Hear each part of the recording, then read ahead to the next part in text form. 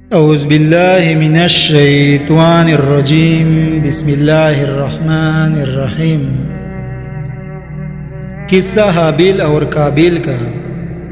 ناظرین، آج کی اس ویڈیو میں ہم یہ جاننے کی کوشش کریں گے کہ قابیل نے حابیل کو کیوں قتل کیا تھا اور پھر قابیل کا انجام کیا ہوا۔ یہ اس وقت کا واقعہ ہے جب روئے زمین پر انسانی زندگی ابتدائی حالت میں تھی اور حضرت حوا کے بطن سے ایک لڑکا اور ایک لڑکی پیدا ہوتے تھے۔ ایک ساتھ پیدا ہونے والے لڑکے اور لڑکی کا نکاح دوسری مرتبہ پیدا ہونے والے لڑکے اور لڑکی کے ساتھ کر دیا جاتا تھا۔ ناظرین، اب پہلے اس بات کو تھوڑا ڈیٹیل اور آسان الفاظ میں سمجھنے کی کوشش کرتے ہیں۔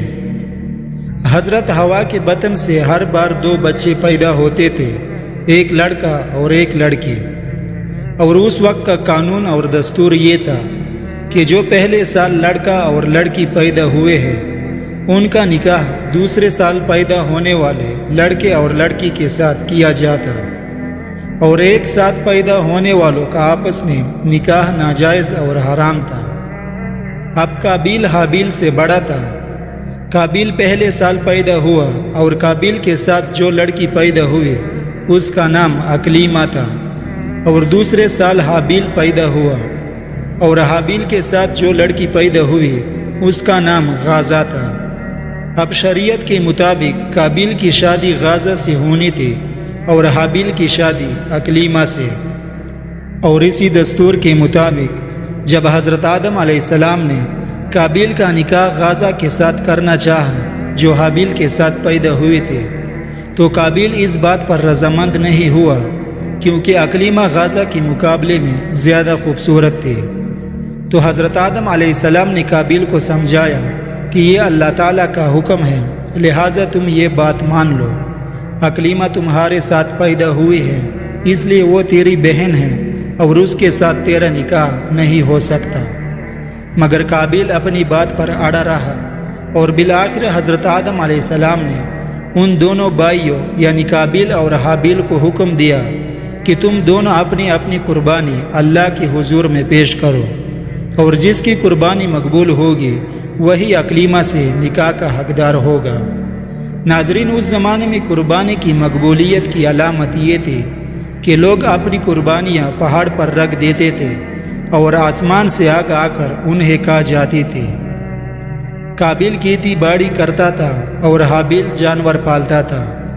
چنانچہ قابیل نے گندم کی بالیاں اور حابیل نے ایک مینڈا قربانی کے لیے ایک پہاڑ پر رکھ دیا اور اللہ تعالیٰ سے دعا مانگی کہ یا الہی ہماری قربانی کو قبول فرما۔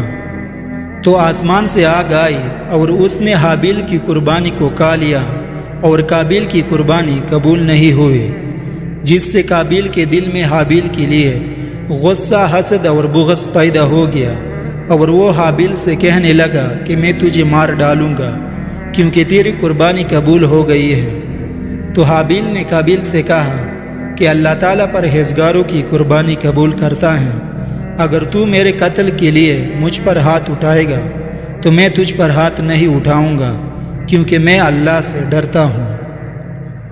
قربانی دے کر دونوں بھائی حضرت آدم علیہ السلام کے پاس آئے تو حضرت آدم علیہ السلام نے فرمایا، قابیل، تیری بہن اکلیمہ اب حابیل پر حلال ہوئی اور تجھ پر حرام۔ قابیل اب مایوس ہو چکا تھا کہ اکلیمہ اس کے نکاح میں نہیں آ سکتی، اس لیے وہ حابیل کو مارنے کی تدبیر میں رہنے لگا۔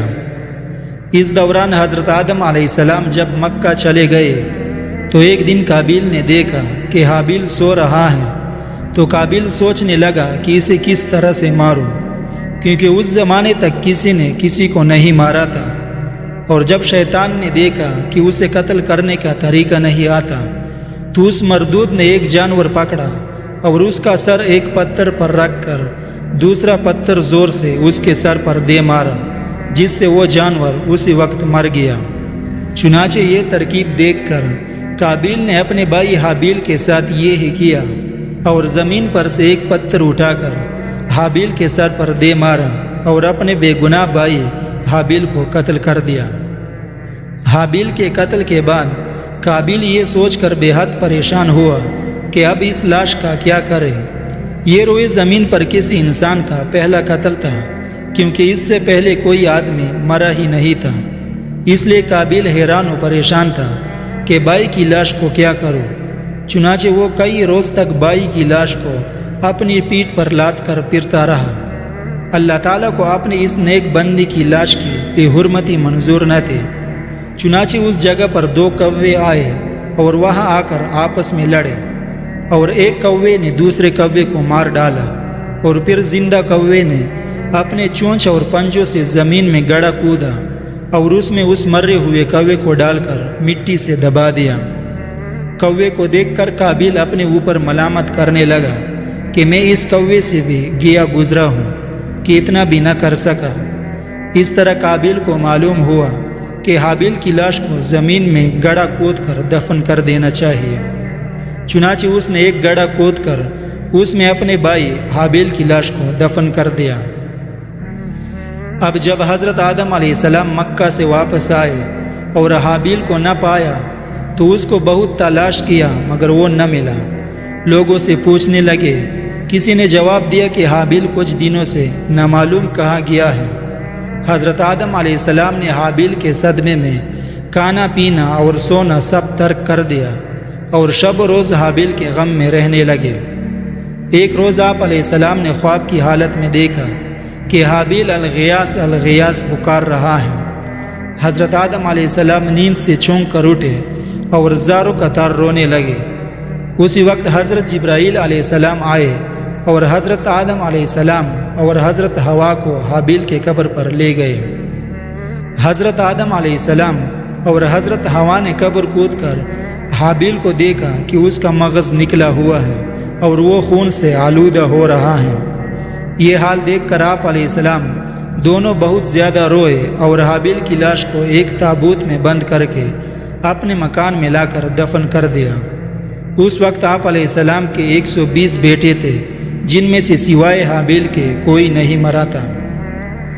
ناظرین، روایت میں آتا ہے کہ جب حابیل قتل ہو گئے تو 7 دن تک زمین میں زلزلہ رہا۔ قابیل جو بہت زیادہ خوبصورت تھا، بھائی کا خون بہاتے ہی اس کا چہرہ بالکل سیاہ اور بدصورت ہو گیا۔ آدم علیہ السلام نے قابیل کو اپنے دربار سے نکال دیا اور وہ یمن کی سرزمین اودن میں چلا گیا۔ وہاں ابلیس اس کے پاس آ کر کہنے لگا کہ حابیل کی قربانی کو آگ نے اس لیے کھا لیا تھا کہ وہ آگ کی پوجا کرتا تھا، لہٰذا تو بھی آگ کی پرستش کیا کر۔ چنانچہ قابیل پہلا شخص ہے جس نے آگ کی پرستش کی، اور زمین پر یہ پہلا شخص ہے جس نے اللہ کی نافرمانی کی اور زمین پر خون ناحق کیا، اور یہ پہلا مجرم ہے جو جہنم میں ڈالا جائے گا۔